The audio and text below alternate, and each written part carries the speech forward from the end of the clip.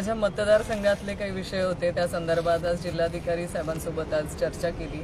जसं बोदवड तालुका आहे, बोदवड तालुक्यामध्ये पाणी टंचाईचा प्रचंड असा प्रश्न आहे। आज टँकर लावणं अपेक्षित आहे। आज बोदवड सारख्या मोठ्या शहरामध्ये देखील 15 ते 20 दिवसांनंतर पाणी पुरवठा होतो आहे।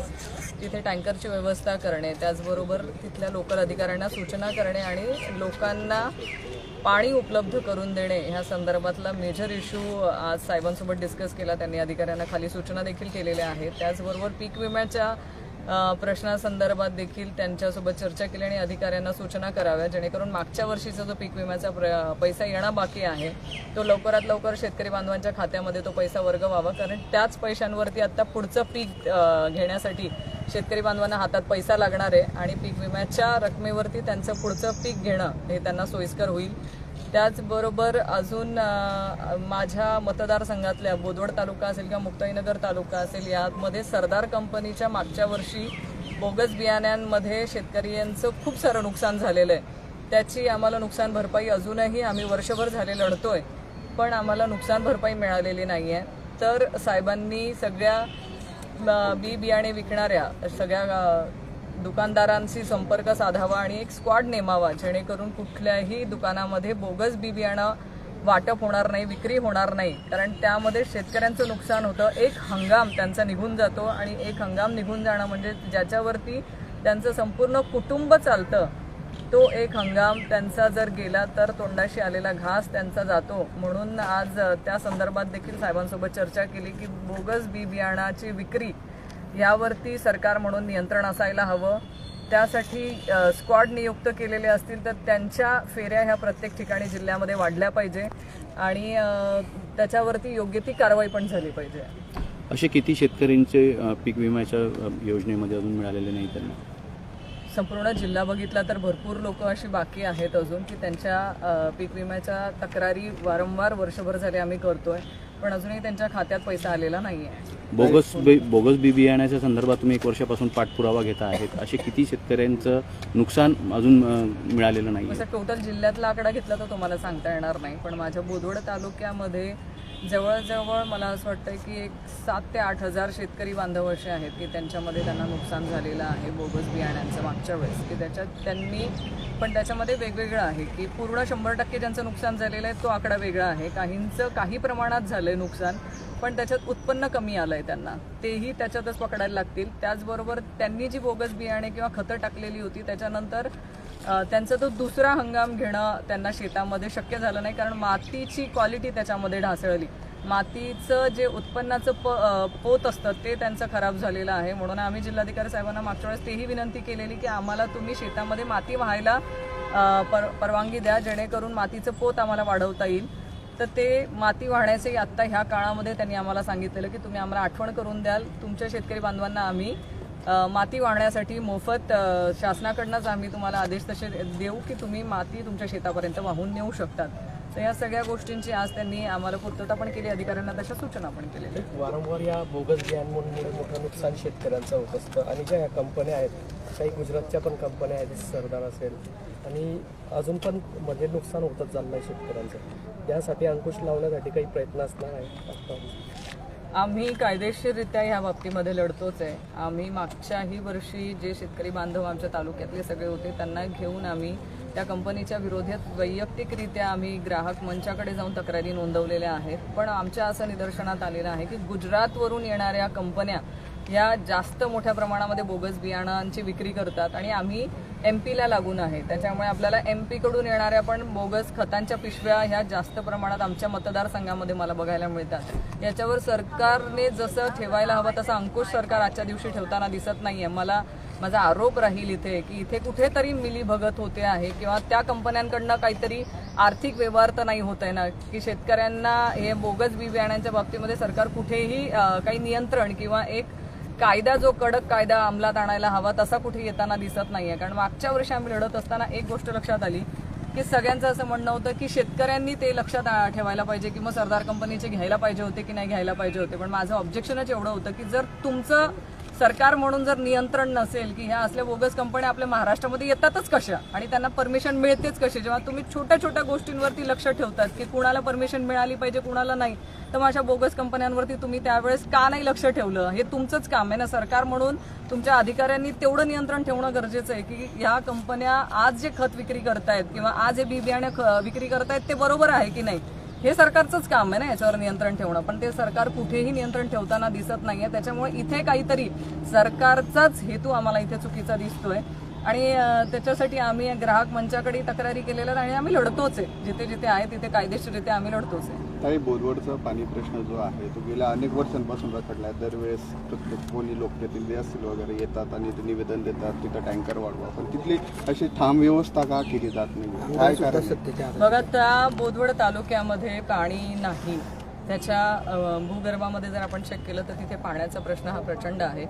तिथे जर पाणी नसल्यामुळेच नाथाभाऊंच्या माध्यमातून असतील किंवा प्रतिभाताई पाटील यांच्या माध्यमातून तिथे बोदवड उपसा सिंचन योजना ही संकल्पना भाऊंच्या काळामध्ये आपण राबवली. त्यामध्ये आपण जेवढं शक्य आहे तेवढं आपण तिथे निधी आणण्याचा प्रयत्न केलाय. पण आमचं दुर्दैव असं होतं की आम्ही कायम विरोधी पक्षात राहिलोय.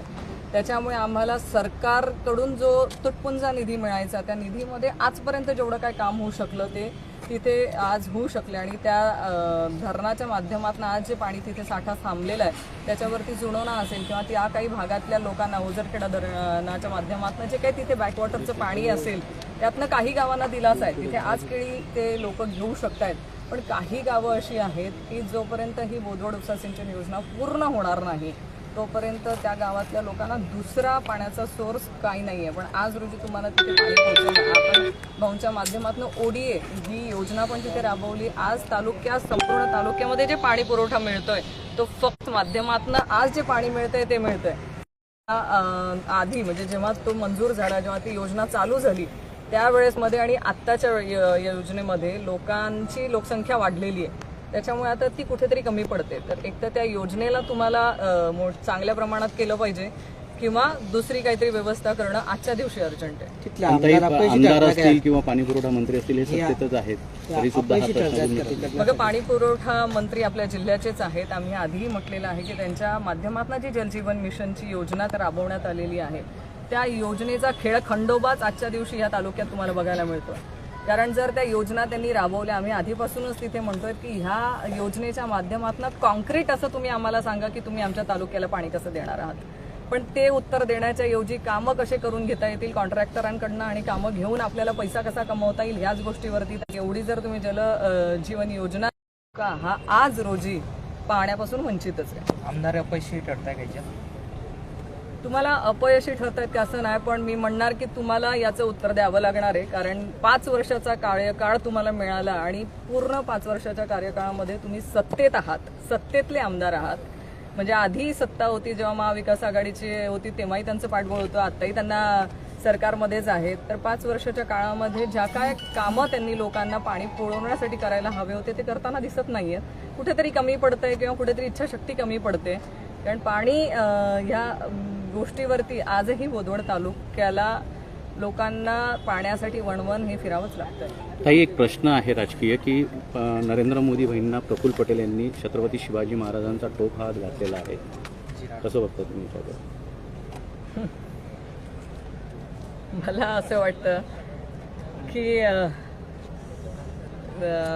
सगळ्यांनी सारासार एकदा विचार करावा की आपण आता ह्या सगळ्या गोष्टींमध्ये त्यांना काय हेतूने तो केलाय ते मला सांगता येणार नाही.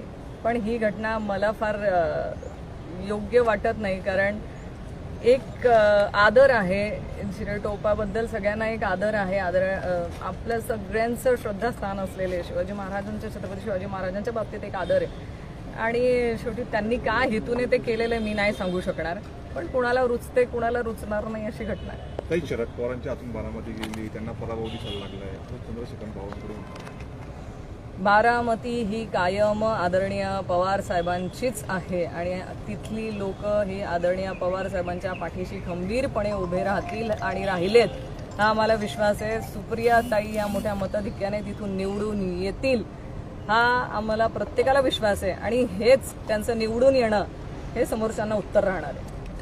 रावेरच्या जागेवर काय? रावेरच्या जागेवर रावेरच्या जागेमध्ये आज जर आपण बघितलं तर फार थोड्या फरकाने दोघं उमेदवारांपैकी कुणीतरी जो निवडून येतील ते फार थोड्या फरकाने निवडून येतील असा आमचा अंदाज आहे. मी बाकीत काही करू शकणार नाही कारण फार कमी मतांचं अंतर दोघांमध्ये राहणार आहे. त्याच्यामुळे 4 तारखेला आपल्याला तो सस्पेन्स आपल्याला दिसेलच की नेमकं कोण निवडून येत आहे. काय विश्वास वाटतो आपल्याला? तुतारी वाजेल हा विश्वास आहेच, पण जी आम्ही लोकल आम्ही आत्ता जसं इलेक्शन झाल्यानंतर आपण आढावा घेतो तर प्रत्येकाकडून आढाव्यामध्ये जे सांगितलं ते मी आधीच सांगितलं तुम्हाला की फार कमी मतांचा फरक राहील, ते पण निवडून येऊ शकतात असा माझा अंदाज आहे. बाकी वाटतंय पण तरी महाविकास आघाडी म्हणून आम्हाला जो रिस्पॉन्स मिळालाय तो नक्कीच जिंकून येण्या इतपत आहेच. काही होर्डिंगचा विषय आहे. होर्डिंगमध्ये जी घटना घडली मुंबईमध्ये त्यातला जो आरोपी आहे बेंडे तो फरार आहे.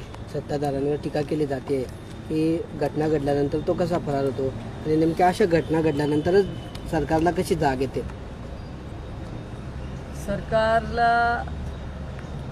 सरकारचं आजचं जे काम तुम्ही बघितलं असेल तर फक्त तोडाफोडीमध्ये सगळ्यात जास्त लक्ष ठेवतायत असं मला वाटतं. सरकारचं तिथे नियंत्रण किंवा सगळ्या ऑफिशियल गोष्टींवरती किंवा जिथे तुम्हाला नियंत्रण ठेवलं पाहिजे तिथे नाहीच आहे. याच्यासाठी तर आम्हाला कलेक्टर ऑफिसला येऊन भेटावं लागतंय ना. जर सरकारने नियंत्रण ठेवलं असतं तर बोगस बियाण्यांवरती पण त्यांचं नियंत्रण आजच्या रोजी असतं तर ते दिसत नाहीये. त्यामुळे सरकारचं ह्या सगळ्या गोष्टींना पलीकडे जाऊन मला असं वाटतं फक्त कुठला पक्ष फोडावा, कुठल्या पक्षातल्या नेत्याला आपण हायजॅक करावं, कुठल्या पक्षातल्या लोकांना आता भारतीय जनता पार्टीमध्ये आपण आणलं पाहिजे एवढ्याच गोष्टींवरती आता सध्या त्यांचं काम चालू आहे. पण निष्पाप लोकांचे जीव जात आहेत याच्यामध्ये सरकारच्या दुर्लक्षामुळे. जवळपास 14 लोक मेली. आम्ही सगळे त्या बाबतीमध्ये खरंच सगळ्यांनीच खेद व्यक्त केलेला आहे की त्या निष्पाप जीवांना योग्य तो न्याय मिळाला पाहिजे. सरकारनेही ती जबाबदारी घेतलीच पाहिजे आणि सरकारने जबाबदारी घेऊन या घटनेसंदर्भात योग्य ती कारवाई करणं अपेक्षित आहे.